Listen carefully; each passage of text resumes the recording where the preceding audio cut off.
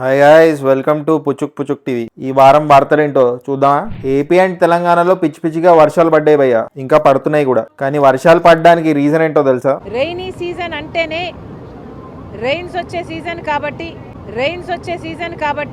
North కొరియాలో కూడా పిచ్చి పిచ్చిగా వర్షాలు పడుతున్నాయి భయ్య. వరదల్లో కొట్టుకుపోయారు చాలా మంది. అప్రాక్సిమేట్లీ 3000 పీపుల్ ఆ వరదల్లో చనిపోయారంట భయ్య. నార్త్ కొరియా ప్రెసిడెంట్ వచ్చేసి కిమ్ జాన్ ఉన్ భయ్య. ఆయన ఎంత పెద్ద డిక్టేటర్ అని తెలుసు మీకు. సో ఎవరైతే అథారిటీస్ ఉన్నారో ఈ డిజాస్టర్ ని మేనేజ్ చేయలేకపోయారు, వాళ్ళందరినీ లేపేశాడంట. ఇన్ఫాక్ట్ నార్త్ కొరియన్స్ ఒలింపిక్స్ లో చాలా మంది మెడల్స్ గెలిచారు. So north Koreans south Koreans తో ఫోటోలు దిగారంట భయ్య ఒలింపిక్స్ లో. సో వాళ్ళకు కూడా పనిష్మెంట్ ఇవ్వబోతున్నారంట. మరి ఇచ్చారో లేదో తెలీదు, ఇది పాత న్యూస్. మిస్టర్ బచ్చన్ సినిమాకి సంబంధించి హరీష్ శంకర్ ఇంకా రవితేజ గారు డబ్బులు తిరిగి ఇచ్చేసారంట భయ్య, లాసెస్ ని కవర్ చేయడానికి. రవితేజ గారేమో 4 crores అండ్ హరీష్ శంకర్ గారు 2 crores తిరిగి ఇచ్చేసారు. మరి అంత పెద్ద బొక్క పూడ్చడానికి ఇంత చిన్న కాంట్రిబ్యూషన్ సరిపోతుందంటారా? ఎనీవే, ఈ మాత్రం తిరిగి ఇచ్చేసినందుకు అభినందించాలి వీళ్ళిద్దరిని. Gudlavalleru college of engineering incident గుర్తుంది కదా భయ్య? ఆ ఇన్సిడెంట్ యాక్చువల్లీ నలుగురికి సంబంధించిన మ్యాటర్ అంట. అక్కడ ఎలాంటి వీడియోస్ లేవు, కెమెరాస్ లేవని చెప్పి నారా లోకేష్ గారు అండ్ షర్మిల గారు చెప్తున్నారు. ఆ ఇన్సిడెంట్ కి సంబంధించి నారా లోకేష్ గారు ఇలా అన్నారు: హిడెన్ కెమెరా ఉందా? కెమెరా చూపించు.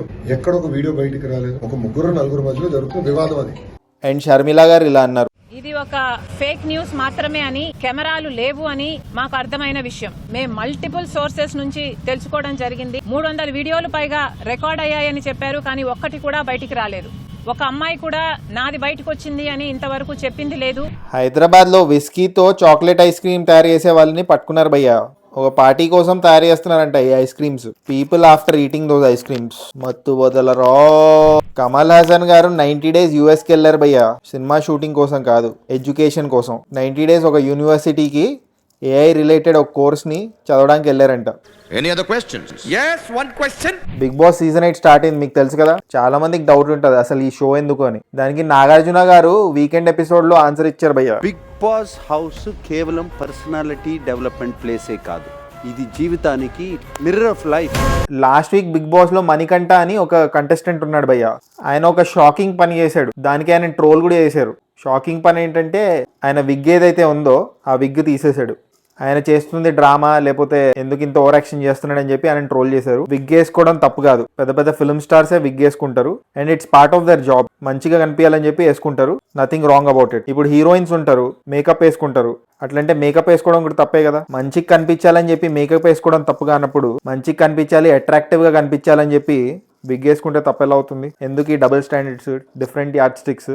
సో అలా ట్రోల్ చేయడం తప్పు. ఆయన నిజంగా యాక్టింగ్ ఫేక్ సింపతి పొందుతున్నాడు అనిపిస్తే మీ ఒపీనియన్ చెప్పండి పొలైట్ గా, బట్ ఇలా అపీరెన్స్ పరంగా ట్రోల్ చేయకండి. సరే, 1 week అయింది. మీ ఫేవరెట్ కంటెస్టెంట్ ఎవరు బిగ్ బాస్ సీజన్ 8 లో? టీడీపీ ఎమ్మెల్యేని నారా చంద్రబాబు నాయుడు గారు సస్పెండ్ చేశారు భయ్య. ఎందుకు అంటే ఆయనది ఒక MMS క్లిప్ బయటకు వచ్చింది. ఆ వీడియో క్లిప్ ఆయన వైసీపీ పార్టీలో ఉన్నప్పుడుదే అని చెప్పి చెప్తున్నారు. సరే, ఆయన ఏ పార్టీ అనేది పక్కన పెడితే ఆయనను సస్పెండ్ చేశారు, హ్యాపీ.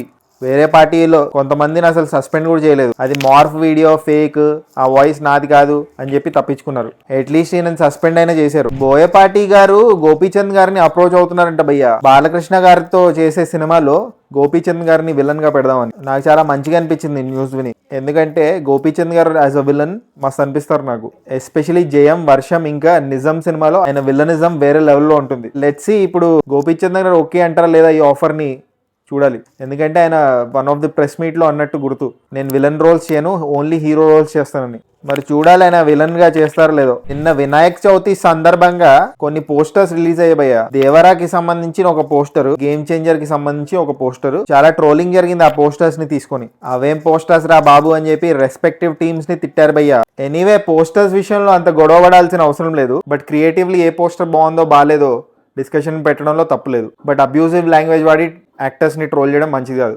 ఎందుకంటే మనకు తెలుసు వాళ్ళు బాగానే ఉంటారు, మనమే పోతాం. సరే, మీకు ఏది బెటర్ పోస్టర్ అనిపించింది? దేవరాదా లేకపోతే గేమ్ చేంజర్దా? కామెంట్ చేయండి. వినాయక చవితి అంటే గుర్తొచ్చింది, కొన్ని క్రియేటివ్ వినాయకుడు విగ్రహాలు ఇయర్వి చూద్దామా? ఇది అశ్వత్థామ గణేష, ఇది దేవరా గణేష, ఇది హనుమాన్ గణేష, ఇది Salaar Ganesha, Indian cricket team Ganesha, Virat Kohli Ganesha, finally Suseki song Ganesha. IIIT Basara students protest చేస్తున్నారు భయ్య 5 days నుంచి. ఎందుకంటే వీసీని మార్చాలంట. వీసీ అంటే vice chancellor. Vice chancellor on campus ఉంటాడంట, చాలా రేర్ గా క్యాంపస్ కి వస్తూ ఉంటాడంట. వాళ్ళకి ఏదైతే ప్రాబ్లమ్స్ ఉన్నాయో స్టూడెంట్స్ కి అవి అసలు సాల్వ్ చేయడంట. అండ్ వైస్ ఛాన్సలర్ కరప్షన్ లో కూడా ఇన్వాల్వ్ అయ్యాడంట భయ్యా. సో అందుకే ఆయనను మార్చాలని చెప్పి ప్రొటెస్ట్ చేస్తున్నారు. సో కొంతమంది స్టూడెంట్స్ నాకు మెసేజ్ చేశారు భయ్యా ఈ మ్యాటర్ గురించి చెప్పమని, మమ్మల్ని సపోర్ట్ చేయని చెప్పి. So kindly spread this word, వాళ్ళకి సపోర్ట్ చేసినట్టు ఉంటుంది మీరు కూడా. ఇది భయ్యా ఈ వారం న్యూస్. నేనేమైనా న్యూస్ మిస్ అయ్యి ఉంటే కామెంట్ సెక్షన్లో చెప్పండి. అండ్ జస్ట్ ఇన్ కేస్ మీరు ఇంకా సబ్స్క్రైబ్ చేసుకోకపోతే సబ్స్క్రైబ్ చేసుకోవచ్చు కదా. పుచ్చోక్ పుచ్చోక్.